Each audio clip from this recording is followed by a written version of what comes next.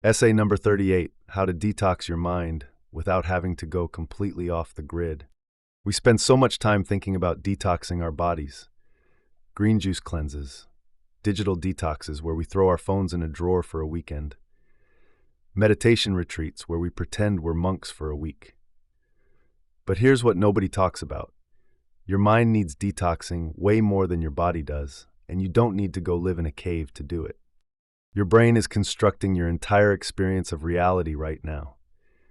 Every thought you have, every emotion you feel, every story you tell yourself, it's all being generated by this 3-pound piece of meat in your skull. And that piece of meat is absolutely filthy, with programming you never chose, beliefs you never examined, and patterns you don't even know you're running. We're so far behind on understanding how to take care of our minds, it's actually frightening. We have gyms for our bodies, but nothing equivalent for our brains. We have nutrition labels for food, but no warning labels for toxic thought patterns. We know we need to move our bodies daily, but have no idea we need to move our minds. So let's talk about how to actually detox your mind without having to quit your job, delete all your social media, and go live in the woods. First, you need to travel, but not in the way you think. I'm not talking about vacation. I'm talking about traveling to assimilate to culture, to alter your baseline concept of what's normal. When you spend time in a place where people eat dinner at 10 p.m., take naps in the afternoon, or prioritize family over career, you suddenly realize how many of your personal choices are actually just unconscious adoptions of your surroundings.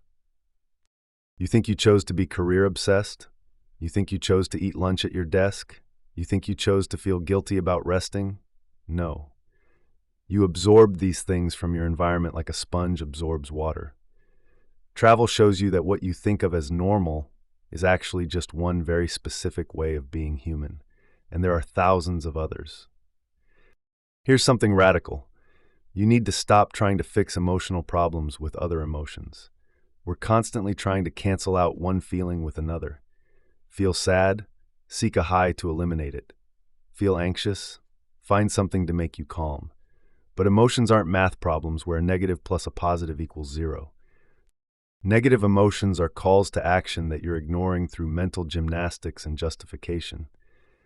Your anxiety is telling you something needs to change. Your sadness is telling you something needs to be grieved. Your anger is telling you a boundary has been crossed. But instead of listening and taking action, you're trying to medicate the messenger. Emotional toxicity is born from mental resistance. We're constantly trying to engineer specific emotional experiences for ourselves. If I do this and this, I'll feel this way. But the more you resist what you're actually feeling, the more it persists. The more you try to force yourself to feel something else, the more stuck you become in what you're trying to escape. Practice complete acceptance of whatever you're feeling in the moment. Not acceptance like, this is fine and will never change, but acceptance like, this is what's here right now, and fighting it is making it worse. Mental resistance doesn't eliminate emotional discomfort. It amplifies it while giving you the illusion that you're doing something about it.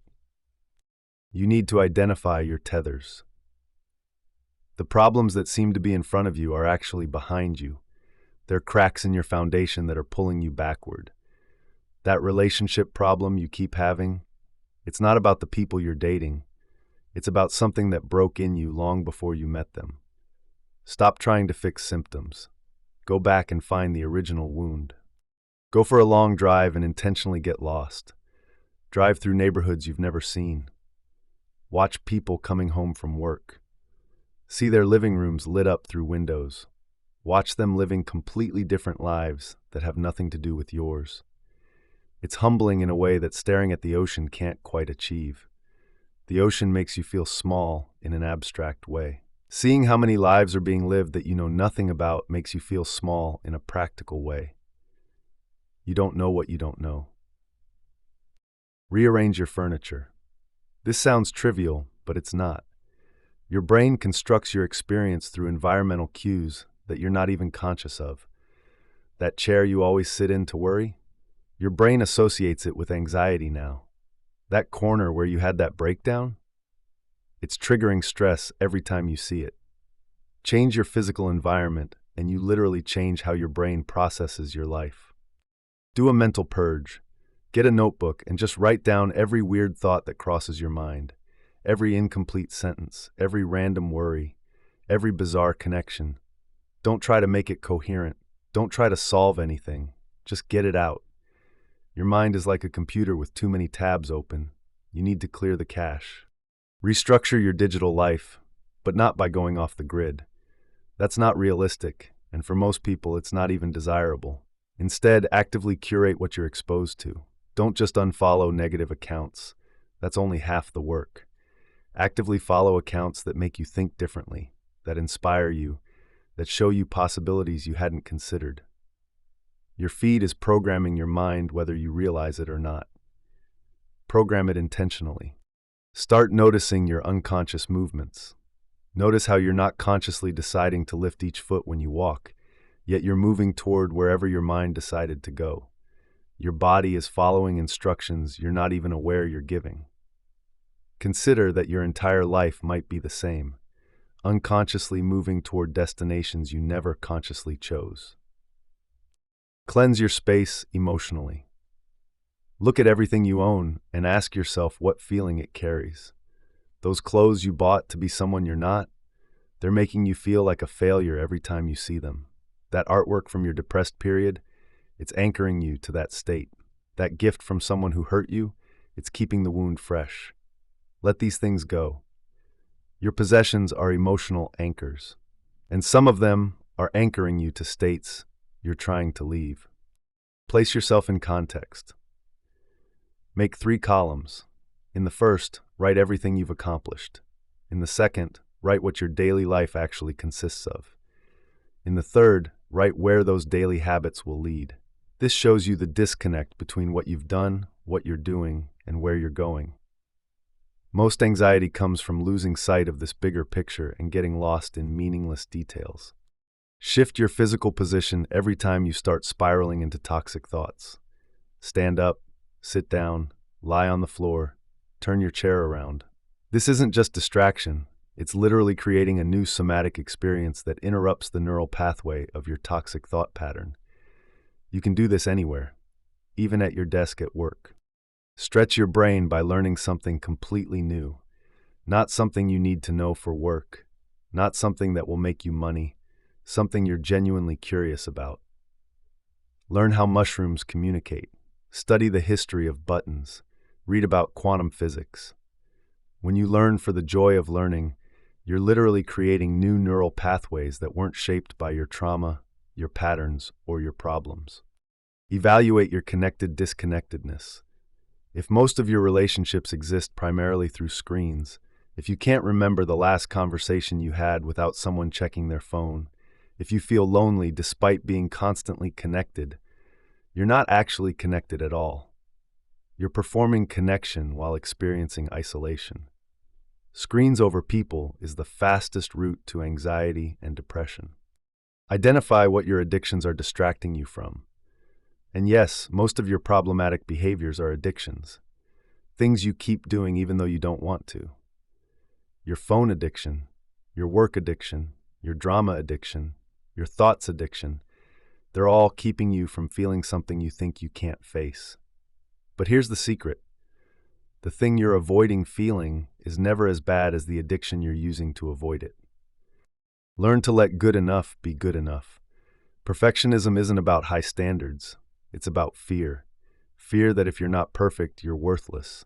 Fear that if something isn't ideal, it's terrible. This binary thinking is poisoning your mind. Good enough is not the opposite of perfect. It's the opposite of paralyzed. Dismantle everything in your life that's purely performative. Most of what's clogging your mind is the exhausting effort of maintaining a life that looks good rather than feels good. You're so busy being a character in your own story that you've forgotten to be a person in your own life. The mental energy required to maintain these performances is astronomical, and it's preventing you from experiencing genuine happiness, which comes from accepting that life is small and simple and already more than enough. Finally, write down everything you hate about other people.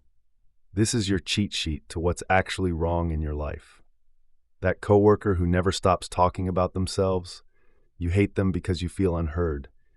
That friend who's always desperate for validation, you hate them because you recognize your own desperation. That person who seems fake, you hate them because you're being fake too. What you hate in others is what you refuse to acknowledge in yourself. It's not always a direct correlation. You don't hate your gossipy neighbor because you gossip. You hate them because they represent something you're resisting in yourself. Maybe it's the need for connection you've labeled as weakness. Maybe it's the vulnerability you've decided is dangerous. Here's the thing about mental detoxing. It's not a one-time event. You can't just clear your mind once and expect it to stay clear. Your mind is constantly being programmed by your environment, your habits, your unconscious patterns. Detoxing your mind is about becoming conscious of this programming and actively choosing what you want to let in and what you want to let go. You don't need to go off the grid to detox your mind. You don't need to quit your life and start over. You just need to start paying attention to what's actually happening in your head and make conscious choices about what you want to keep and what you want to release. Your mind is the filter through which you experience everything.